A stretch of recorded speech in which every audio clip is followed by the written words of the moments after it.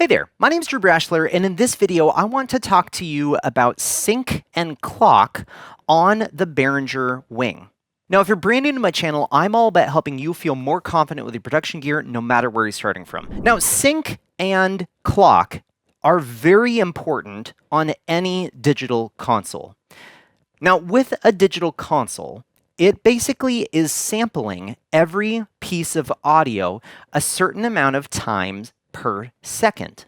And that is what we get to our clock rate. And so if you hit setup and go over to audio, we can see our two things that we're going to be talking about today, clock rate and sync source. So the clock rate is how many times per second is the digital preamp going to be sampling the audio per second. And so there's two sync rates that we can set this to. This is also called a sample rate. Now, the two that you can select from is 48K or 48,000 hertz or 44.1 or 44,100 hertz. Now, the two differences between 48K and 44.1 is that 44.1 kilohertz is the sample rate of all CDs. So if you are, say, recording and publishing an album and your only destination is for a CD, you could record all of your audio via the Behringer Wing and have that at 44.1, and then your mastering and all of your exports and everything would then stay at that 44.1. Now, the other benefit is by moving to 48 kilohertz is that you are actually sampling more times with your audio.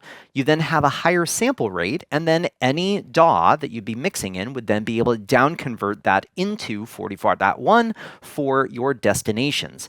And so if your destinations are not just CDs, if you're maybe doing stream or different things like that, then my suggestion is to always be running your console at 48K.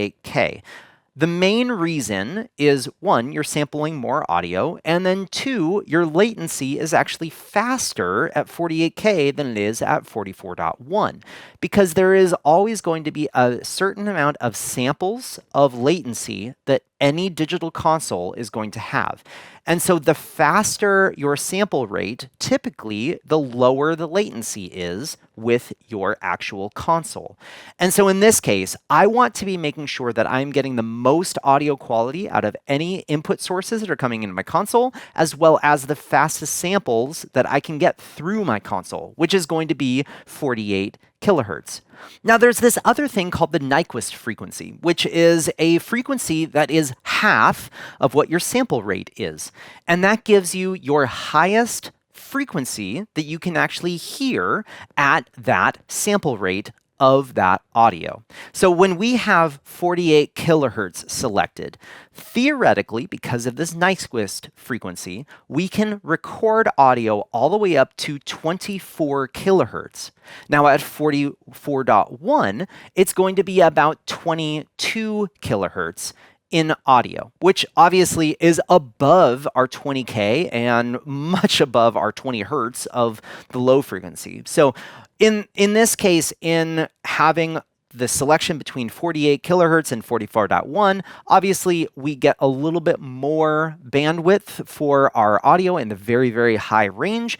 But in that case, I'm not really worried about that because most PAs are not going to actually reproduce anything above 20K.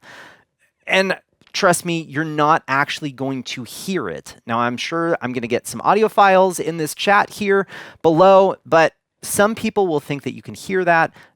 For the most part, you cannot. The human hearing range is between 20 hertz and 20 kilohertz, and depending on how much loud music you've been accustomed to, it can actually lower in frequency. But if you can still hear that whine of a TV, that's at 16K, so just keep that in mind. The old school tube TVs, if you can hear that frequency, that's at 16K. So if you can still hear that, you're doing pretty well. Now, the next thing that we have is our sync source. Now, this is important because basically anything connected to our Behringer Wing, we need to have this clock rate, it's basically like a metronome, synced to all the devices. So say I had this connected along with a Behringer X32. And I also had a S32 as my stage box. I would have to choose one of those devices as the master sync source, in which case we can click into our sync source and see all of the different areas that we can select sync from. And so we can set internal AES50A, AES50B, AES50C. We also have our AES EBU, which is a little XLR digital input on the back of your console. We also have our module on the expansion card, as well as the internal module inside of the console. Now, these are all of the different areas that you can select sync from. Now, if you have multiple stage boxes connected into your one mixer, you want this to set to internal. And that's because this is going to be the master sync of that 48 kilohertz clock that's going to all the devices, so they all play nicely with each other. Now, if you have another X32 maybe connected into your AES50B port, then that X32 would need to be pulling its sync and clock from the Behringer wing, in which case, depending on which port you plug it into, you'll want to have that X32 pulling its sync and clock from that port that you have connected into the Behringer wing. So say I had a Behringer X32 connected into my AES50B port here, and that's then connected into the AES50A port on the X32. You'd want to have it pulling its clock and sync from the AES50A port. Now, with our Behringer wing, if we had multiple Behringer wings, we would need to choose which wing is going to be master and which one is going to be pulling all of its sync and clock from. In which case, I would typically choose either the front of house or the monitor console, depending on how the stage is set up, where all the inputs are being plugged into. So for instance, if you had a monitor engineer dedicated and you had a monitor desk sitting up on stage, and we had all of our AES50 stage boxes connected into that Behringer wing, I would probably choose that as the primary for our clock and sync, and then our front of house console would be pulling its clock and sync from that console. So whatever port it's plugged into on the front of house console is where you would pull your sync source from, in which case maybe it's AES50A.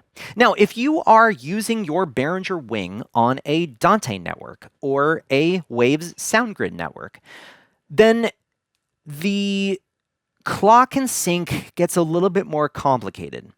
Now, with a Dante card, if I have this console as the primary for my Dante network, then what I would want to do is I would want to be pulling my internal clock and sync on the Behringer wing from my Dante card, either the Dante expansion card or the Dante module inside of your wing.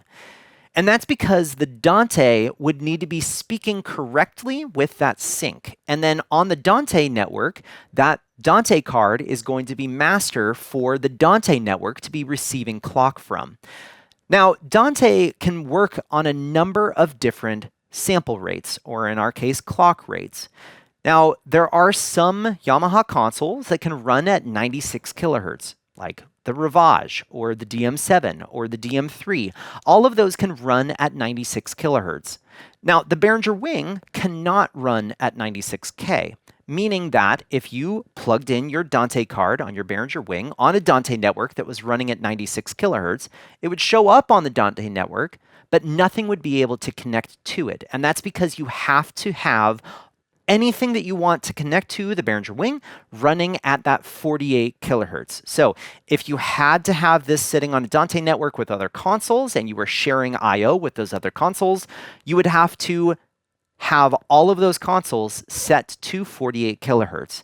In which case, if we were running this Behringer wing on a Dante network and I had, say, a DM7 on that Dante network, I would probably be having the DM7 as the primary, and then we would be pulling our clock for our Dante card from that DM7, and then our Dante card for our actual console here is still going to be the sync source for our Behringer wing. Same thing goes with our Waves SoundGrid. Waves SoundGrid can also act at 96K or 48K, a bunch of different options as well with that. But basically the same methodology goes for that type of network. So Basically, if we want our Behringer Wing to play nicely with other devices and actually have audio that doesn't have drops, pops, and clicks, then we need to make sure that our sample rate is set identical on all the devices and choose one as the master device for pulling the clock and sync from. In most cases, most of you are just going to have multiple stage boxes connected into the back of your Behringer Wing, in which case you want your sync source to be set as internal, and my suggestion is to set your clock rate at 48K. If you have an additional console, then we would want to choose that to be pulling its clock rate and sync source from this console here.